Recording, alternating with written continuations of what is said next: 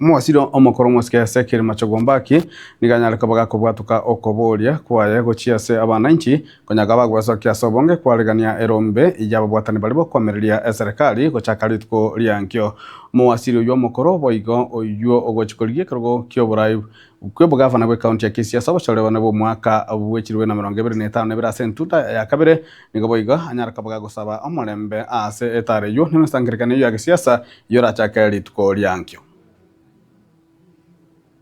Starting our journey from Ekereno in Nyamira County, and then after that we come to Keroka, Keumbu, and then finally Kisii town. And then the second day we will also start our safari from Nyamira town. We come to Kegogi, Marani, Nyakoe, and then Suneka. And finally, we will go to Nyamarambe. The final day, which will be on 25th, Wednesday, we will start our journey from Mogembo, Kenyanya, Nyamache, and then finally a place known as Mashimba in Nyaribari, Masaba.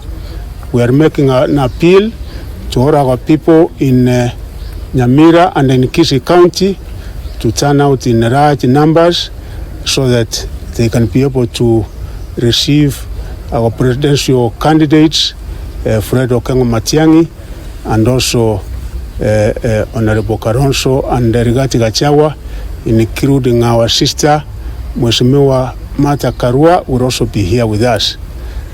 We are also asking each and every person of Kisii and Nyamira to ensure that we keep and maintain peace during the 3 days that our presidential candidates will be here.